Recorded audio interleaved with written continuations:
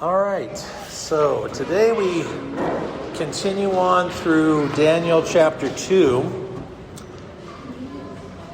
And even, I'll apologize ahead of time, even this one's going to be a little long because, again, there is so much we have to unpack. There we go. There's so much we have to unpack from this passage, especially the last part, because it has to do with our future as opposed to just merely Daniel's future. So let's set the stage as you're turning your way to Daniel 2, verse 31. Okay? Nebuchadnezzar, of course, he's the Chaldean king of the Babylonian Empire, and he had a dream. And he woke up because it's a very disturbing dream. And he gets up immediately, calls in all his advisors, his wise men. I call them the usual suspects, because these are the ones he's had for years. And once they all get inside there, he says, okay, guys, I had this dream. I want you to tell me what the dream was and give me an interpretation. And apparently these fellows just kind of didn't understand that part. He says, well, sure, just tell us the dream. We'll tell you what it means. And Nebuchadnezzar says, no. If you're so good at what you do, you can tell me this dream as well as the interpretation. And if you don't, we're going to just kind of tear you guys apart. We're going to destroy your homes. We're going to put trash bins and public latrines there, all this kind of stuff. But if you actually manage to do it, I'm going to give you guys great honor and great riches. So what is it? Which is it? What are you guys going to do?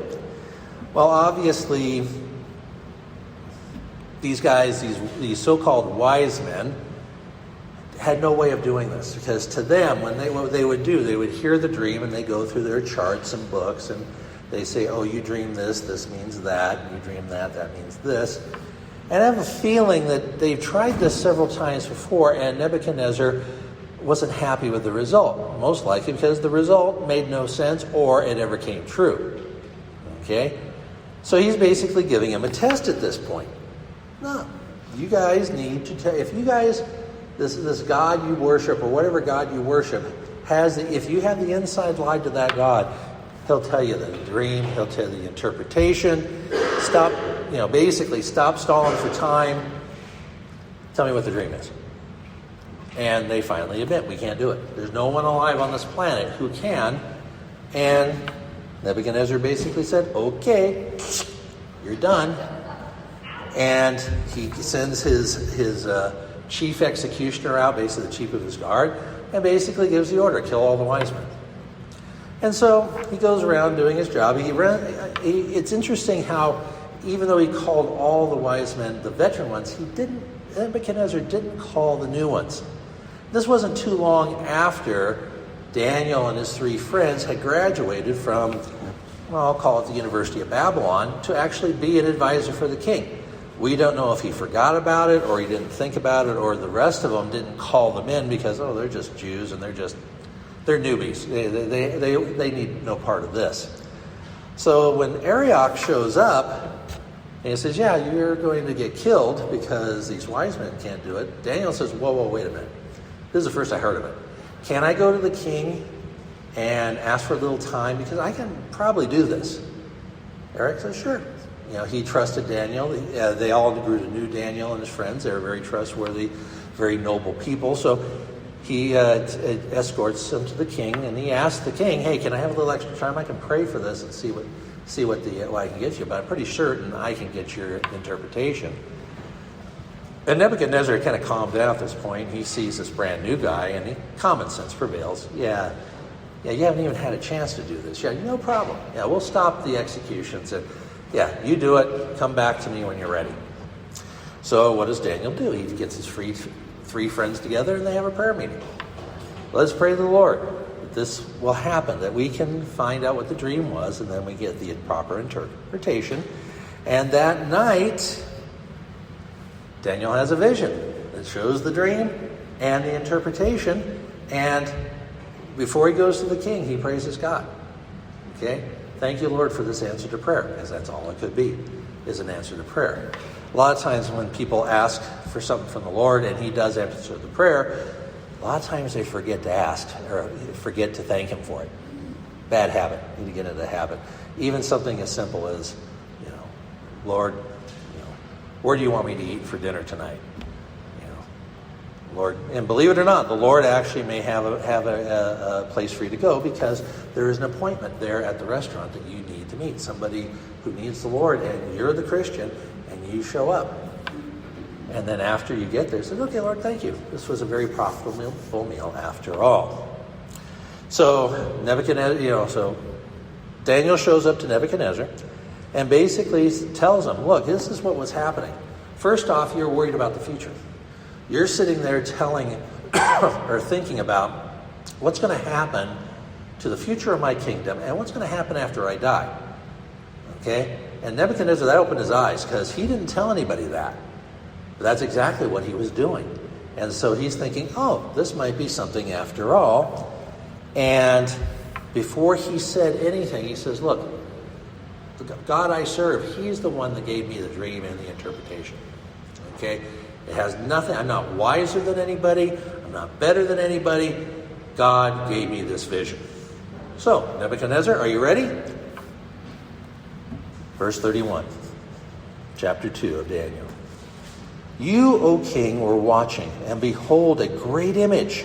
This great image, whose splendor was excellent, stood before you, and its form was awesome. This image's head was of fine gold, its chest and arms of silver, its belly and thighs of bronze, its legs of iron, and its feet partly of iron and partly of clay. You watched while a stone was cut without hands, which struck the image on its feet of iron and clay, and broke them in pieces. Then the iron, the clay, the bronze, the silver, and the gold were crushed together, and became like chaff from the summer threshing floors, and the wind carried them away, so that no trace of them was found. And the stone that had struck the image had become a great mountain and filled the whole earth. That's quite a dream. Okay? And if you look at that, it's like, no wonder the king was really disturbed about it. He thought, this has a special meaning. Okay, this is not about me losing my teeth or being unready for a test or flying around. This is special. And, it's huge. It's awesome. And, of course, being a king of the Babylonian kingdom, he knew good, fine work when he saw it. This statue was perfect. There was no flaw to be seen. Awesome in appearance with these different materials, gold, silver, bronze, iron, and clay. What's interesting is that from top to bottom, this is a very top-heavy statue. Okay, because gold is more dense than silver, which is more dense than bronze, which is more dense than iron. And of course, clay at the bottom has very little density at all. So this is a very unstable image.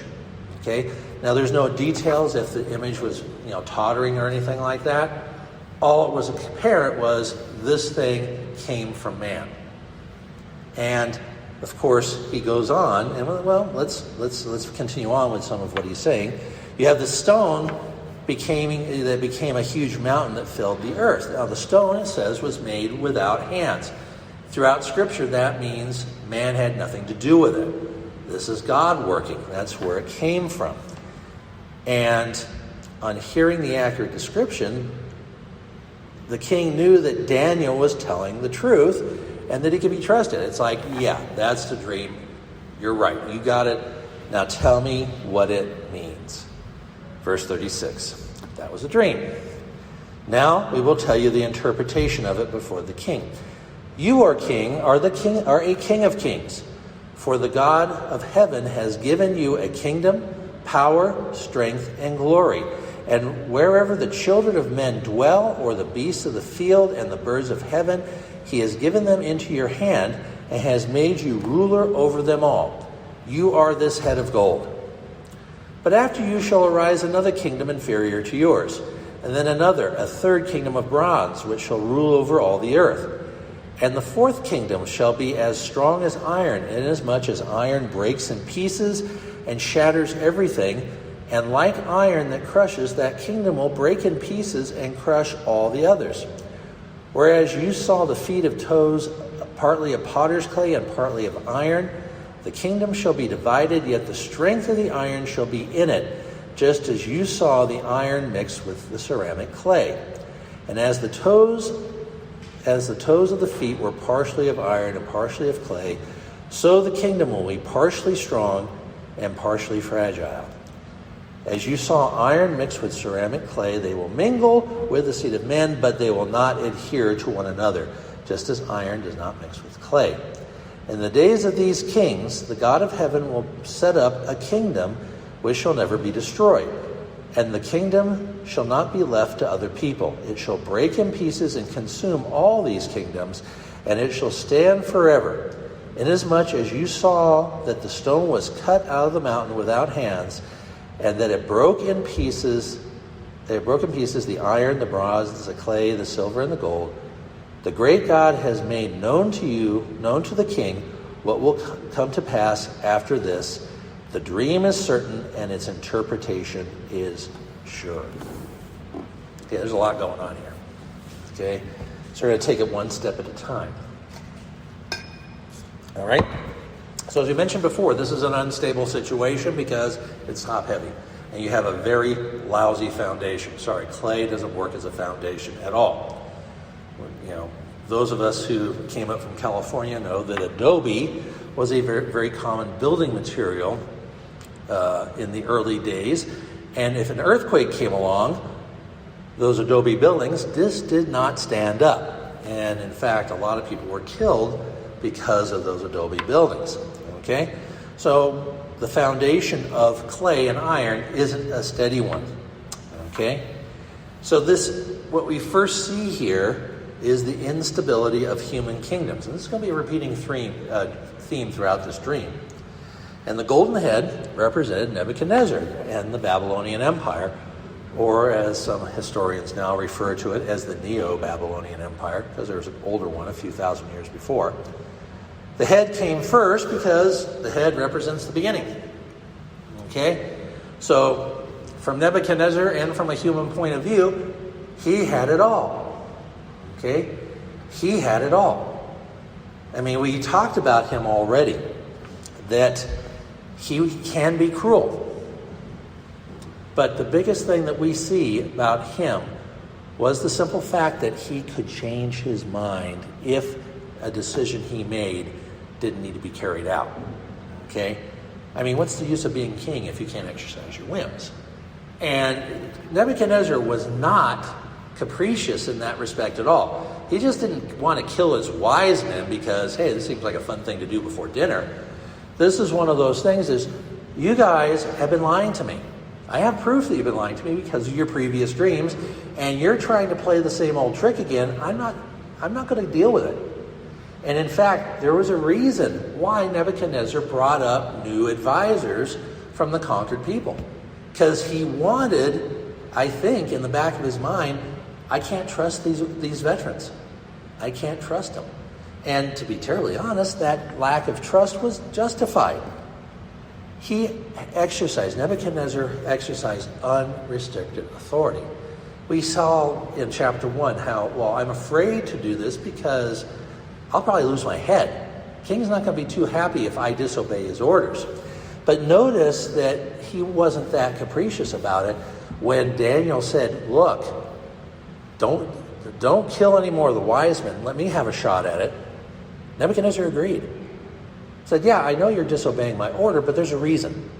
So go ahead, do your thing, and we'll give you the chance. Now, if you fail like the rest of them, well, okay, your head's forfeit.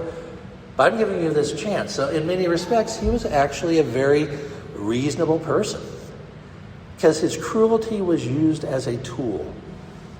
He just didn't wipe out whole cities just for fun.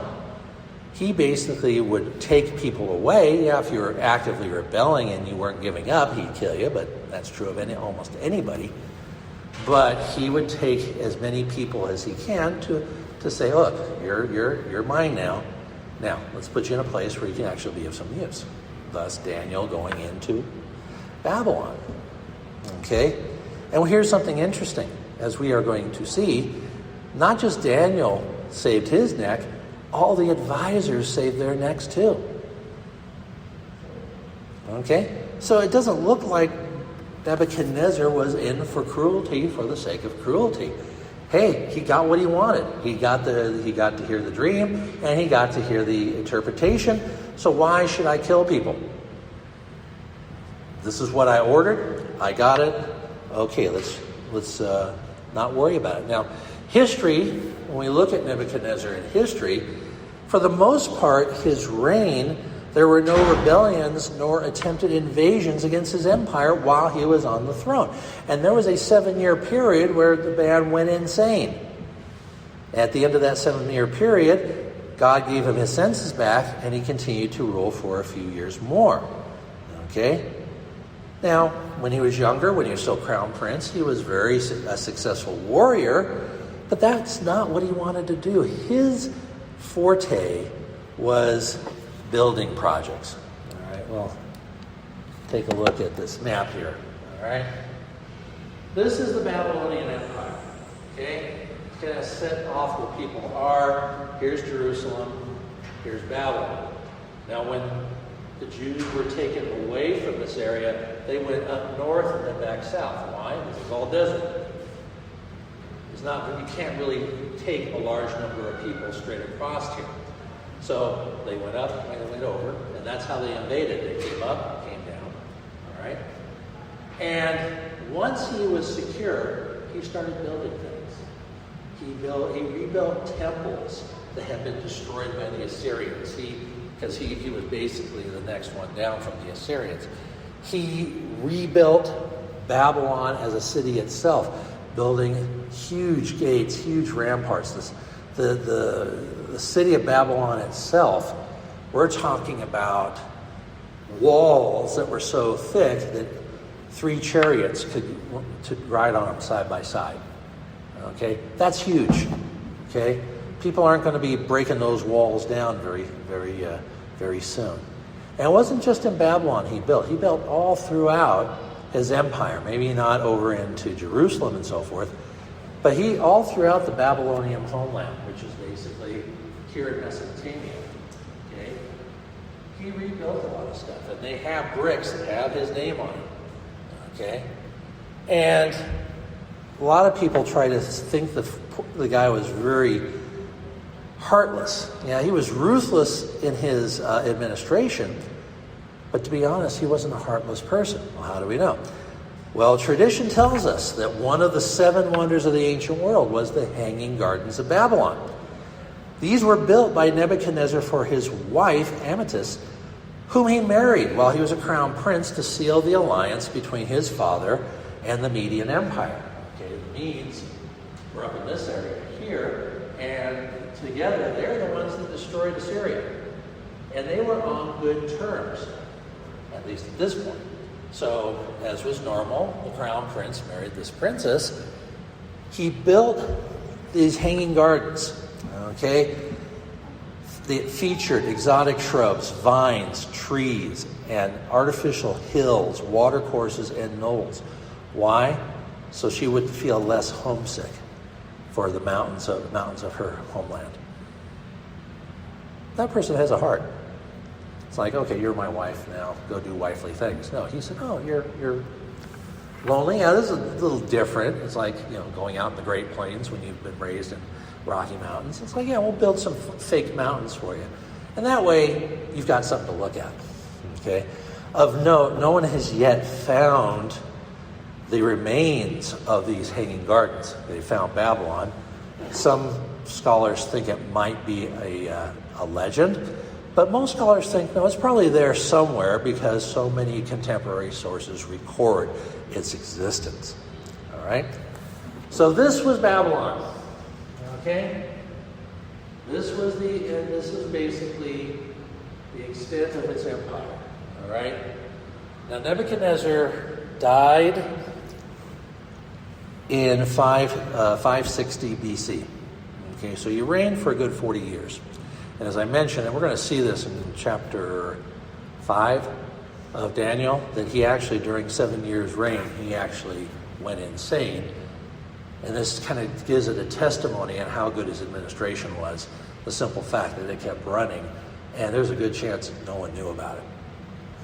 Okay?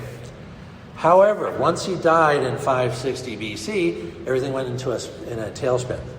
Okay? His son, okay, a fellow by the name of Evil Merodach, and no, we're not talking that he was evil. That was just an Aramaic name. He only reigned for 2 years, and he was assassinated by his older brothers, who thought he had usurped the throne. And then these two, basically one reigned after the other over the next 5 years, and they were followed by a gentleman by the name of Nabonidus, who was married to one of Nebuchadnezzar's daughters. This was a political move, because in 555, he engineered a coup d'etat and took over the throne of Babylon. And just to let you know, his son was Belshazzar. Okay? Of course, we're going to talk more about Belshazzar in chapter 5. Okay?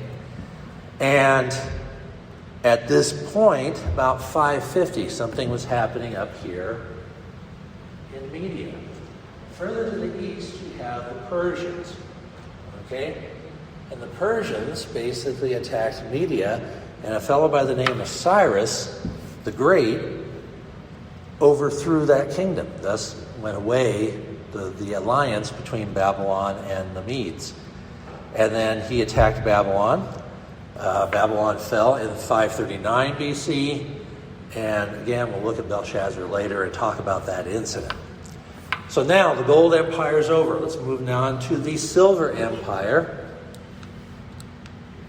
Okay, which is the Persian Empire, sometimes referred to as the Achaemenid Empire, based on the name of the dynasty that ruled. It began with Cyrus the Great, and he died 10 years later. Now, Cyrus was a Persian, but he still adopted the customs of the Medes. You'll hear later on in Daniel and throughout the book of Esther, this whole thing, according to the laws of the Medes and the Persians. Cyrus decided, you guys have a good way of ruling, I'm going to adopt it since it seems to work. But this is a problem, because, and this is a big one, okay, the king couldn't change his mind. Okay? Now remember, Nebuchadnezzar, he could change his mind anytime he wanted. He wasn't afraid of anybody. There was not going to be any type of problems. If he decides, this is not a good idea, let's try something else. Persians didn't have that wonderful privilege. Once they made a law, it was on the books forever. Okay? And this meant that if a Persian king chose an unwise course of action, he couldn't change his mind. He had to go through with it, even though it would end in disaster. And that's exactly what happened. The history of this empire, it's a very large one, basically from the Indus River all the way over across into Europe, Balkans, and Greece. This empire was always shaken by bad choices among its kings. And there would be rebellions, there would be assassinations, and there would be infighting within the borders. Okay? One of the biggest problems was over here. We have what is, it's green here, but at the time, Greece was not a single country. It was a whole bunch of little city-states that sometimes bound together, sometimes didn't, sometimes they fought each other. But basically what happened here is that Persia always wanted this. And the Persian kings never took it in. And this sets the stage for what's going to happen next. Okay? Another problem, as we're going to see, is that there was a lack of centralization within this empire. Now, this seems really weird because the Bible even mentions this. On paper, everything seemed organized pretty well. They had local governors. They had regional governors called satraps. They had royal overseers, 3 or 4 of them who oversaw the whole business.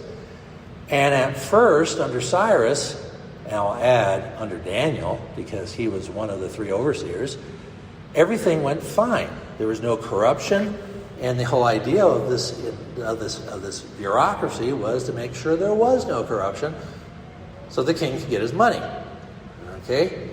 However, as time went on, it got to the point where even local governors could disobey the emperor, okay, and disobey the king. We see this in Ezra and Nehemiah. They were given orders to rebuild the wall of Jerusalem, given orders to rebuild the temple, It took years because the local governors disregarded the orders from the Persian capital, from the Persian king. And a lot of times, Nehemiah especially, it's like, oh, you're saying I don't have a right to do this? He would send somebody back to Ecbatana, which was the royal capital. That was a long trip. They were probably gone for several months. Then they come back with a copy of the order. See, here's your order. But during that time, everything came to a complete halt. This was not an ideal kingdom. Okay? Now we move on. The Bronze Kingdom, the Third Empire. This was even less desirable. Now this was the kingdom of Alexander the Great. Okay, he was a young man. He came to the throne at the age of 20. He actually was a veteran of combat. He actually fought his first battle when he was 16. He was a brilliant tactician.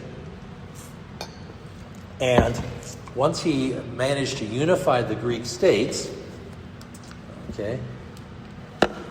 once he managed to unify all the Greek city-states, off he goes on an invasion of the Persian Empire. It took him 3 years to conquer the Persian Empire. 3 years. This guy was brilliant. Okay? And he managed to go further than the Persians. He ended up over here in India. He took over Egypt. He got up in here into Afghanistan, even up into other places, Armenia, and some other places. He never lost a battle.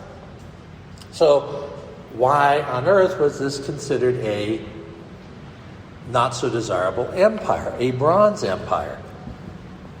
Well, Greek tradition was basically Republican. And I'm not talking about the Republican Party. Okay? A republic is basically a representative democracy. Basically, true democracy is when everybody participates in government. And some of the Greek city-states were democracies, the small ones. So if they had to vote on something, every eligible voter showed up at the central plaza and they took a vote. Okay? When it got a little too big, that became a little more cumbersome. Then what they do, they would elect members of a senate or a council or whatever you want to call it, and they're the ones that made the decisions. Now, they did have input from the people, but the final vote were these people in the republic.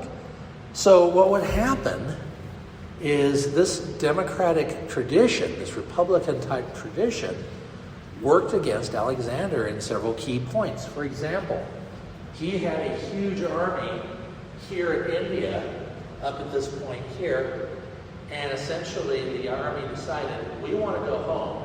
They held a vote. We want to go home. It was overwhelmingly in favor of going home. And Alexander had to turn around and go back because essentially it was a legal vehicle. Okay? This happened an awful lot. Places where the soldiers say, no, we're not going to do that. That again, as far as Nebuchadnezzar was concerned, if he were alive and viewing this, he's sitting saying, Alexander, what's your problem? Just hack a few heads off and keep going. Okay? But that wasn't how he operated. And also, here's kind of a sad point too. Alexander died at the age of 32. Okay? Suddenly. And before his death, he had adopted a lot of the customs of the Persian Empire, because he actually was very much an admirer of Persia. Now, the last king of Persia, Darius III, he was killed by his own men because they saw, hey, Hall's lost. We'll probably get a reward if we kill him. No, they got killed for their trouble, and Darius was given a royal funeral by Alexander. He was very attentive to his enemies. Okay? In fact, he actually married one of the Persian princesses. And when he died, well, his heir had not yet been born yet. And so what happened? The kingdom split up into 4 kingdoms. Each one of his generals decided to take a part of it. Okay? Now, we're not going to name all these guys off. The only 2 that we really look into are the Seleucids in this area and the Ptolemies here in Egypt. We talked about them before. These are the guys who ruled Israel pretty much a good portion of the time between Malachi before the Romans took over. And then, of course, we talked about the Maccabees. There is a brief time of Jewish independence. Oh, Maccabees. Thank you. Okay? I relate. Good. Okay? And eventually all those kingdoms, and this is when they first split up, eventually all these kingdoms broke apart themselves. I give you the timeline. This is something that's fascinating, just how fast they went down. You had the Roman Empire. Actually, the time was called the Roman Republic. Greece and Macedonia were annexed by 168 BC. The rest of Greece in 146 BC. This whole area, pretty much from here to here, another empire took over this side. This whole area was annexed by Rome about 63 BC by Pompey. That was when the Jews were, or Jerusalem was taken by the Roman armies. And Egypt was made a Roman province in 31 BC. Less than 100 years, the whole empire basically disappeared. And then we come to the fourth one. Okay, the legs of iron. Okay, now iron is a strong metal, but it's also a very brittle metal. And so from a despotic standpoint, remember this is from Nebuchadnezzar's viewpoint, this was not that great of an empire. Okay, now mythology in Rome said that Rome was founded about 753 BC, but historians say it probably was occupied a lot longer than that. It was probably one of the oldest continuously occupied cities in Europe. The Republic, the Roman Republic, came into being about 509 BC, and it started its development of its political system, which was, again, republic. They had a senate, they had magistrates. So there was nobody really in an executive point. There was no executive at the very beginning, okay? Now, there were some powerful families that tend to monopolize the power, but as the republic grew, okay, that influence kind of went away. Some of the weaknesses, we'll bring back this one now, some of the weaknesses of this type of system were basically addressed first by Julius Caesar, who was assassinated before he could do anything about it. But the idea of having an executive in charge of the government instead of waiting for the Senate to come up to a conclusion or come up to a decision, and we can see that in our own country.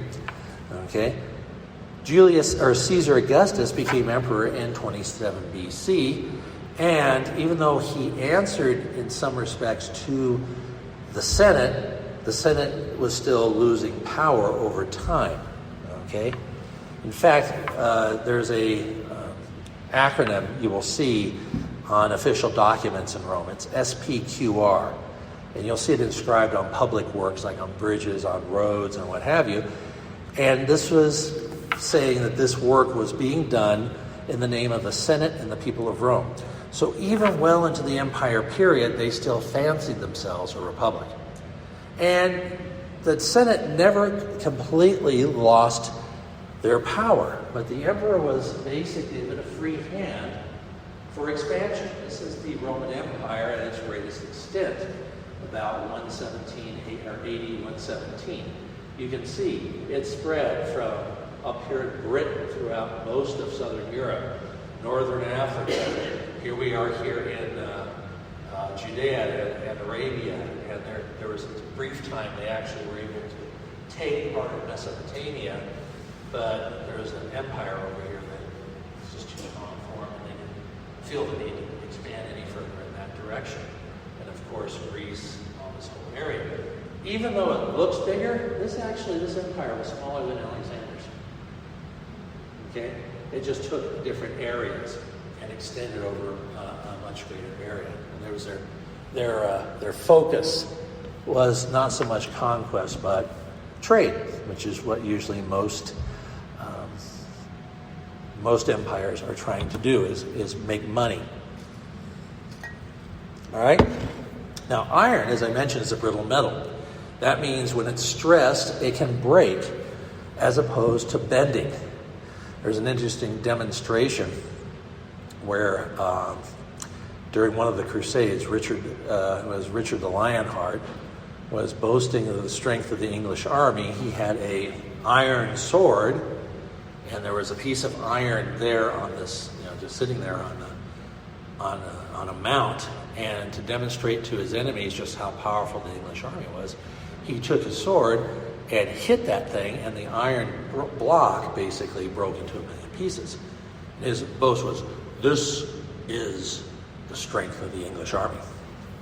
And the guy who he was up against, which was one of the Arab and Muslim rulers, took a handkerchief, pulled out his sword, dropped the handkerchief on his steel sword, and it split right in half. Okay? That's because steel has stuff in it that allows it to bend, allows it to maintain a sharper thing. Iron by itself doesn't do this. And we see this throughout Rome's history. The Roman legions were probably the most feared military in ancient history. Okay, even more so than the Babylonians, the Assyrians, and all the rest. Because they were brutal and they were ruthless. Okay? They were a well-organized military, probably rivaling most modern militaries today in terms of organization, in terms of logistics, in terms of doing what they're supposed to do. And this was during their height. But as time went on, it became a tool of ambitious politicians. And many were the emperors that were assassinated because their personal guard, part of the Roman army, got paid off and turned against them. And quite a few, when they saw what was happening, Nero comes to mind, committed suicide. All right? And it was because they were fickle. But it goes on. There are two legs on that particular statue. It's not up there, but there are two legs on the statue. And this is a part that's often overlooked in this prophecy, because about 83-95, the empire broke into two. Okay? Now, why was this happening? Well, I'll try to be as brief as possible, but it parallels our own country. Essentially, the Romans at this point in time had all these freedoms. If you were not a slave, if you were a citizen, you had lots of privileges and rights. We've talked about it when we talked about Paul, some of the rights of a Roman citizen.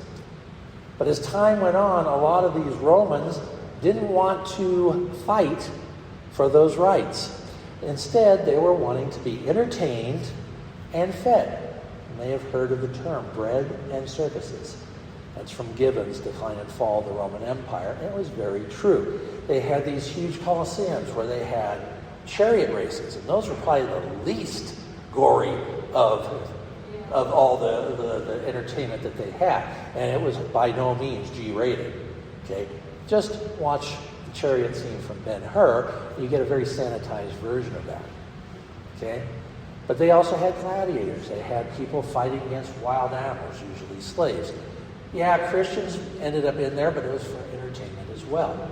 But as long as they were entertained, as long as they were fed, as long as there was a good, reliable food supply going into Rome, they didn't care. So what happened? Well, the Roman government says, look, we got this huge empire we need to defend. We are not getting recruits from our own people. What can we do? Well, they adopted the expedient of hiring mercenaries from the barbarian kingdoms around the Roman Empire. Okay? Because, you pay these guys, they were good warriors. They would give the Roman legions a run for their money, and they knew it. They said, hey, if you're fighting on our side, we'll give you land, we'll give you money, we'll give you women, we'll give you all this kind of stuff. And the mercenaries said, hail Rome. Okay, hey, we can do this. And that briefly helped in a lot of these wars. There's a problem with mercenaries, though. Someone can buy them and outbid you. And there were stories of armies, there are big wars going on the borders, and a German Roman legion, for example, would change sides in the middle of battle. Why? Because they got a lot of money from the opposite side. Now this also met with disapproval among the more purist Romans. Okay? Now these sophisticated purist Romans tended to be over here in the east, around this city of Constantinople, which is today's Istanbul. And because things were degenerating over here, a lot of people moved east into this area. And one of the emperors, his name was Theodosius, I get it right? Theodosius. He said, look, this empire is just too big. So when I die, one of my sons is going to rule in Rome, and the other one is going to rule in Constantinople. They are co-emperors. Okay? And if one needs help, the other's going to bring help. That was the agreement. He died in 395 BC, and that began the downturn of the Western Empire. The Western Empire fell, or Rome, I should say, right here. Rome fell in 476 BC. And then this Eastern Roman, the name was changed by historians to the Byzantine Empire, started taking some of the areas over here because Rome basically, that was it. It's done. You can't do this anymore. And the Byzantines actually lasted a bit longer. Constantinople fell to the Ottoman Turks in 1453. So they lasted 1,000 years. And this was also one of the pushes for the Renaissance in Europe, because after the Turks took over this empire, there was a huge refugee movement back to the West. And a lot of these guys were thinkers. They brought knowledge from this area with them, and that was the beginning of the Renaissance in Europe about that time. Just a side note. Now, that takes care of the Iron Empire. Okay, but what about the iron and clay in the feet and toes? Is this a new empire, or is this a continuation of the old one? Well, unfortunately, this is one of those hotly discussed topics among Bible scholars. Okay? If we take it just on face value, okay, you have iron and clay. Okay? They don't mix together. And this implication is that the final phase of these empires is going to be marked not by an empire, but more of a federation of some sort. And they don't get along very well. Okay, yeah, we're one, but they don't stick together. Okay? Now, some people think that the iron might represent the influence of the old Roman culture and tradition. The clay represented the inherent weaknesses of a socialist society based on moral relativism and philosophy. Okay, so you see where this is headed. They're looking at Europe. This mixture results in weakness and confusion and foreshadowing a day of doom. Okay, so far so good. Verse 43, if we look at that carefully, the scope here takes disunity, class struggle, and civil war, resulting from a failure of a hopelessly divided society to achieve an integrated world order. They can coexist, just like iron and clay can coexist, but they cannot combine into a strong and durable world power, unlike the previous four empires. So who are these guys? Is it the European Union? Could be. There are some things that, when I was a teenager, the usual suspects was the EEC, the European Economic Community, which was the predecessor of the European Union. Why? Because the EEC had 10 members. Okay? And it also seemed to fit the bill in other ways, because the member states didn't have cordial relations. In particular, the bad boy on the block was France under the rule of Charles de Gaulle. Now, for your history lesson, Charles de Gaulle led the Free French against the Germans during World War II, but because of issues between France and the United States, well, the Free French and the United States, and the Free French and the British, i.e. the Americans never recognized Charles de Gaulle as the legitimate power in France, since Vichy France was already there, he held a grudge. And he would do nothing to expand the Union if in any way American influence would increase. That's why they rejected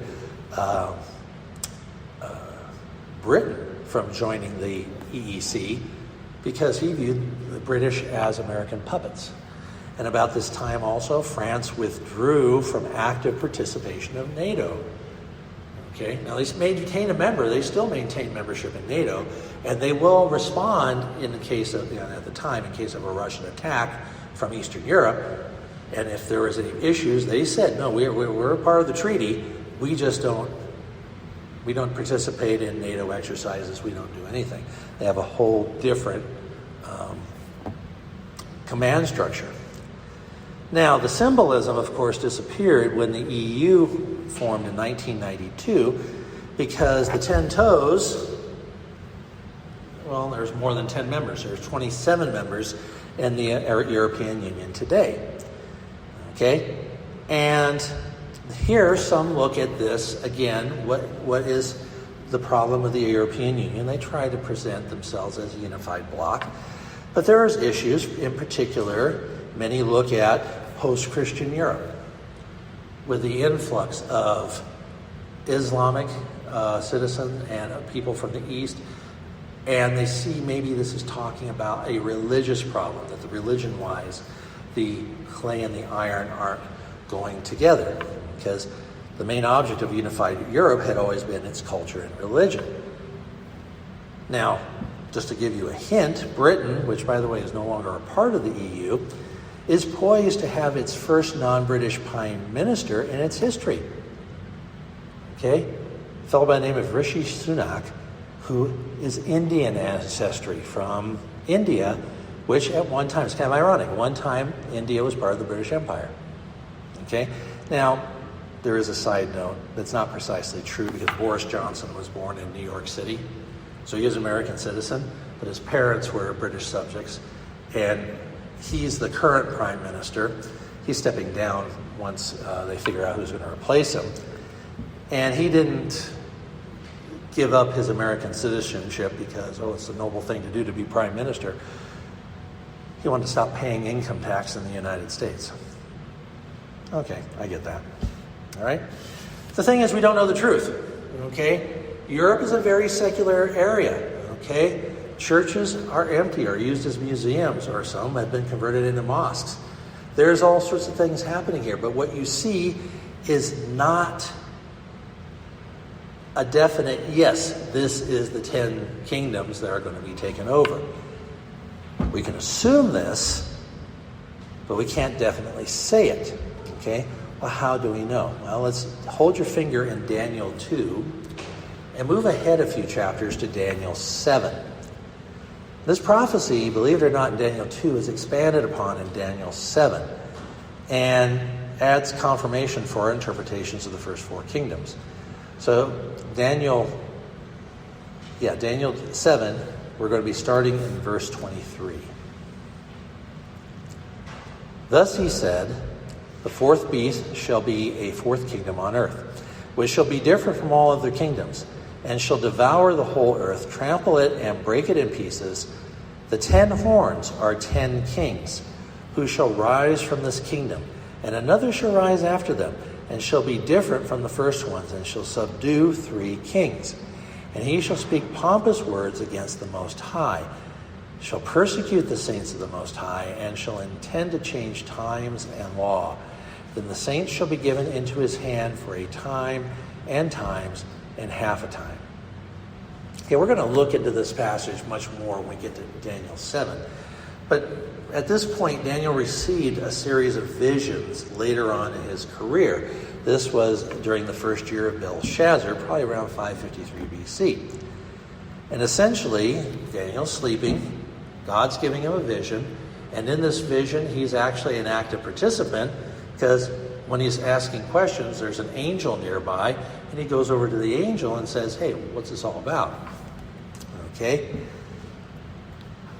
So, the 4th beast, of course, that's our iron. That's our leg of iron. That's, again, our Roman Empire. Now, it says it's different from the 3 preceding empires. We know that. We went through that in chapter 2. Difference is not so much in size, but in organization, in unity, and the fact that the Roman Empire lasted for a couple thousand years. Okay? You think about that. From 25 BC until the final fall in 1476. That's a long time.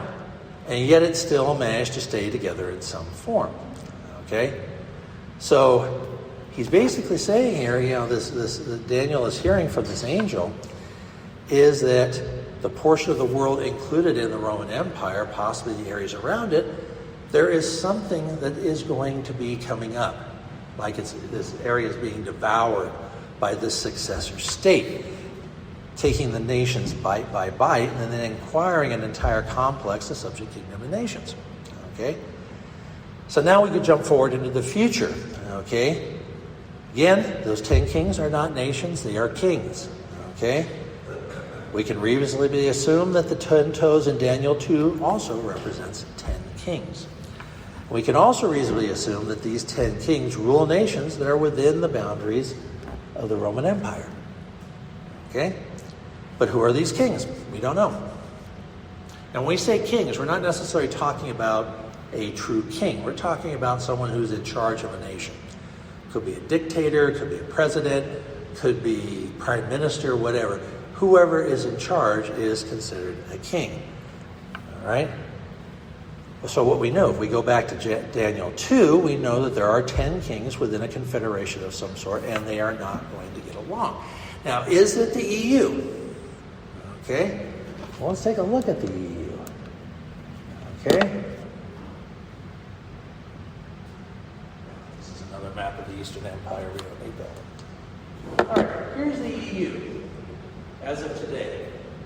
You can see here, all pretty much, except for these nations here and these nations here, in Ireland, all of these part of the old Roman Empire. Okay, so we can say, yeah, that's a reasonable assumption. Is it true? We're going to find out. Now, again, is the EU that unified? No, they aren't. Many of you know that the currency used in the EU is the euro. So it's a central currency for 17 of these countries. Okay, not all of them. That's interesting. Not all of them. In fact, if we go to the next one, these are the countries that do use the euro. They refer to this as the Eurozone. Okay? But there's a lot of nations that don't do it. Some because they don't want to, like Sweden, and when Britain was part of the EU, they didn't use the euro. And there are some that have to get their monetary issues in order to join. That's a sore spot. There is no unified economic policy in Europe. It's all each one of the countries determine it.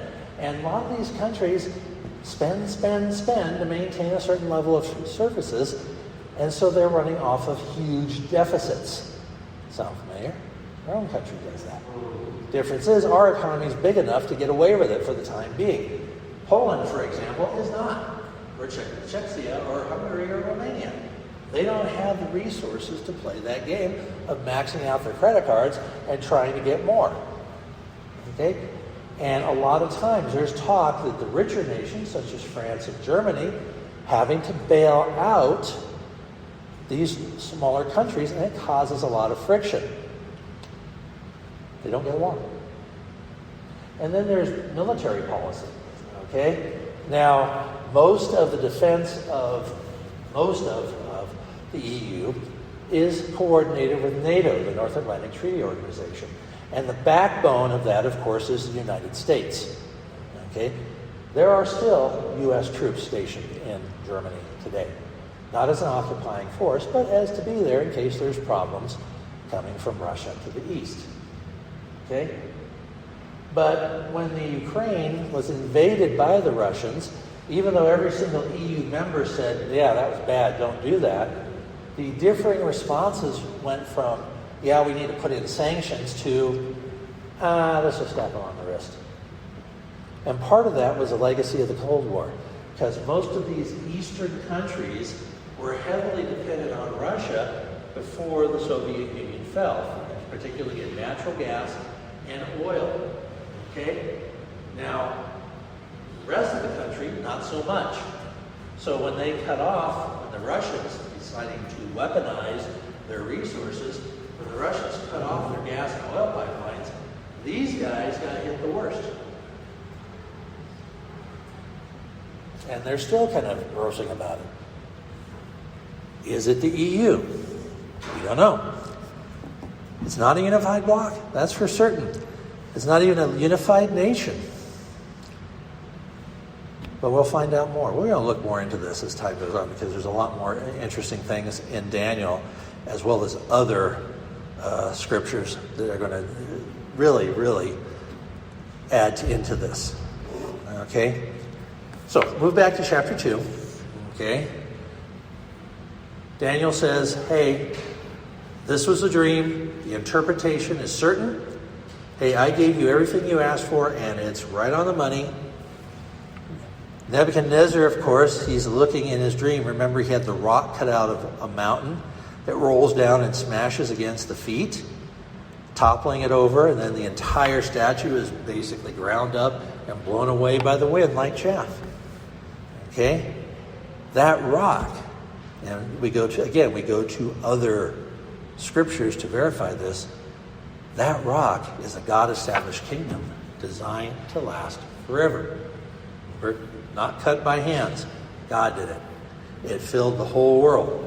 This is ruled by Jesus Christ. This is the millennial kingdom that's coming. Everything else is going to be destroyed, and everything else is going to be forgotten. Remember what it said. Nothing was found of it. It was just, the dust was just blown away. Nothing was found of it. It's like, it's like they never existed. Of course, we know this. Jesus was going to return. He's going to destroy his enemies and establish his kingdom. This image of a rock is very common in Scripture, representing God or Jesus Christ, especially the Messiah. You'll see that in, for example, Psalms, Isaiah, as well as in the New Testament. Okay? So what we can come in, the conclusion is somehow the Roman Empire is going to survive in some form right before the return of Christ. That's why we know that this prophecy didn't already happen. Oh, it was a Holy Roman Empire. No, it wasn't. Discussing the Holy Roman Empire it would take hours, and we don't have that time. To say it was not holy, it was not Roman, and definitely wasn't an empire, because it was covered with lots of kings and dukes and so forth that paid fealty to the old Holy Roman Empire, but if he wanted them to do something, they could just legally say, no, and move on with whatever they were doing. But whatever happened, all those empires are gone. And now Nebuchadnezzar responds, verse 46. Then Nebuchadnezzar fell on his face, prostrate before Daniel, and commanded that they should present an offering and incense to him. The king answered Daniel and said, truly, your God is the God of gods and the Lord of kings, and a revealer of secrets, since you could reveal this secret. Then the king promoted Daniel and gave him many great gifts, and he made him ruler over the whole province of Babylon, and the chief administrator over all the wise men of Babylon. Also Daniel petitioned the king, and he set Shadrach, Meshach, and Abednego, his 3 friends, over the affairs of the province of Babylon. But Daniel sat in the gate of the king. Now, this is obviously some type of confession of acknowledging, wow, your God is awesome. He managed to do this. But before we kind of get too into thinking, oh man, he's converted, he's a believer, let's understand polytheism in general. And this is a problem we see even today with Hindus in India. There's a lot of Hindus who will accept Christ as their Savior, but will not let go of the previous idols that they've been worshiping. Why? Because they look at Jesus as just another one of those gods in the pantheon. And that's apparently what Nebuchadnezzar thought as well. Now, he was obviously impressed by what happened. He bows down before Daniel and offers incense and offerings. And I think Daniel, as a Jew, probably thinking, I should tell him not to do that, but he's Nebuchadnezzar. I'll just let it go. Because what he looked at was, he's actually acknowledging God, not just me. Okay? And he gave great praise. But he still had all those other gods that he was familiar with. And as we are going to see in the next chapter, chapter 3, he viewed God as just another deity, a very powerful one, obviously, but just one of many. So he's got a few more lessons to learn. So Daniel, he's He's promoted. He becomes the governor of the province of Babylon, which would normally be reserved for a Chaldean, a member of the master race. And here it's handed to a Jew, a captive from a third-rate kingdom. This guy is now essentially like a prime minister. Okay? He has his friends. Again, Daniel's a pretty politically shrewd man. He has his friends promoted into other parts of the province, so it kind of secures his power. He knows they're going to be working with him. And he becomes a part, or the head of the wise men. And as we're going to see later on, it seems like sometimes Nebuchadnezzar forgets about Daniel. Well, we'll get to that later when the time comes. When they say that Daniel remained in the court of the king, this is a place of great authority. He is essentially a judge. So when there was any issues that normally went before the king, they went to Daniel first. And if he couldn't handle it, or if they weren't satisfied with his answer, then they could petition the king to do the same thing. Amazing how God works. Just amazing how he does it. He goes through, we went through this in chapter 1. He puts his children into a very spiritually hostile place, and he still uses them. And as we are going to see, this is not the first confession of faith from Nebuchadnezzar. Okay? It's going to get better. And at one point, some people have asked, do you think Nebuchadnezzar did become a believer? My answer is yes. Toward the end of his life, he did. Because finally, all the evidence was right there in front of him. So next week, we look at an extension of this story. Even though we cut it off to a different chapter, this actually is an extension of this story. Because Nebuchadnezzar's kind of feeling his oats now. He's thinking, hey, he says that my statue is just the head. Oh, I'm going to make a golden statue that's gold from head to foot. I'm going to show this God who's boss. Father, we thank you for this time. We thank you for the study we've been through. And we ask you now, Father, to be with us as we head home. We ask for the wisdom as we look at these prophecies to be able to see the signs of the end, but not because we want to just obsess over them and worry about them, but just to remind us that your time is short, that your redemption is drawing nigh. And we thank you for that, Father. We thank you for all that you've done for us. We ask you now to give us traveling mercies as we head home tonight. We ask for protection from injuries as we clean up. We praise you, Father. We give you all the glory. In Jesus' name, amen. All right.